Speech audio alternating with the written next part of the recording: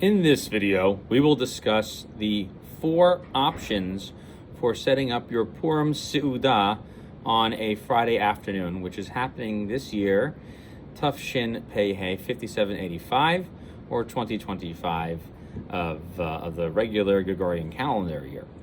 So there's 4 main options. Number 1 is what's brought down in the Ramah in Orach Chaim 695-2, that on erev Shabbos, on a Friday, when Purim is on a Friday, you have the Seudah in the morning. He says that in the name of the customs.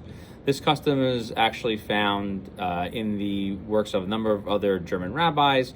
One specific case is mentioned in the Leket Yosher, which was the customs of the Rabbi Israel Isserlin, one of the chief rabbis at the time. He would have his Purim Seudah earlier in the day, and there was actually 2 reasons for that. One was to make sure that they left enough time to prepare for the Shabbos meal, and also because he didn't believe that it was appropriate to recite the prayer Al Hanisim, which is the prayer that is for the additional addition into the Birkas Hamazon, should be recited on Shabbos. There is another custom, which is to have it in the afternoon, and that custom is to first daven mincha, to say the afternoon prayers first, and then have the meal go for maybe a couple of hours, and stopping before 9.5 hours through the day, so that way you have, number 1, time to stop and change things over and prepare for Shabbos, and also you don't fill yourself up for the Shabbos meal. The next custom is one that is similar to the previous one, except that you have permission, since you've already davened mincha, to extend your meal into the evening. This custom is mentioned in the Shuvos Maharil 56, and he basically says that their custom was to extend the meal going into the evening, and you would add Al Hanisim along with Ritzei in Birkas Hamazon. So he takes the opposite approach of what's mentioned in the customs of the Ramah. So the way this would work is you could start your meal after mincha, which you would say earlier in the afternoon.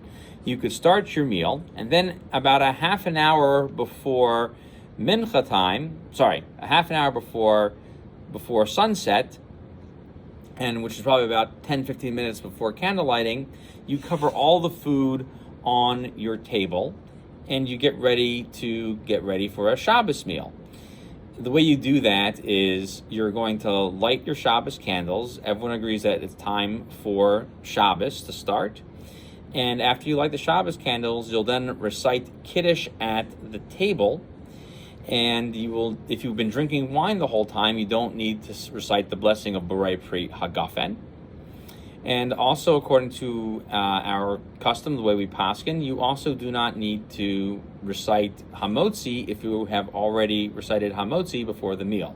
What you should do is eat some more bread after you have recited Kiddush and had some wine to drink, and eat some bread. The only amount you would need at this point, if you've been eating bread before this time, is to eat an additional kazayas.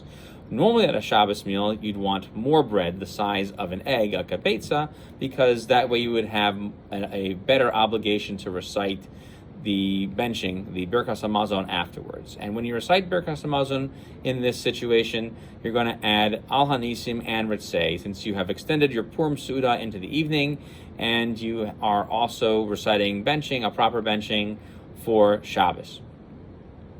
The other option is number 4, which is the custom of the Vilna Gaon. Apparently, his custom was to extend his meal from first thing in the morning all the way to the very evening. And I'm mentioning that just as knowing that it is another option. So just to recap all of our options again, the Ramah brings down to have it in the morning. Other people say that it's acceptable to have it in the afternoon, but stopping at about 9.5 hour through the day, or plaga mincha. You can also extend the meal all the way from after mincha until Shabbos starts and make kiddush in the middle of your meal. Or the custom is to have it all day long and then stopping before the evening time for Mariv to go ahead and end your Seudah. So I hope this was helpful. I hope you are able to use this information to plan an excellent Purim Seudah this year.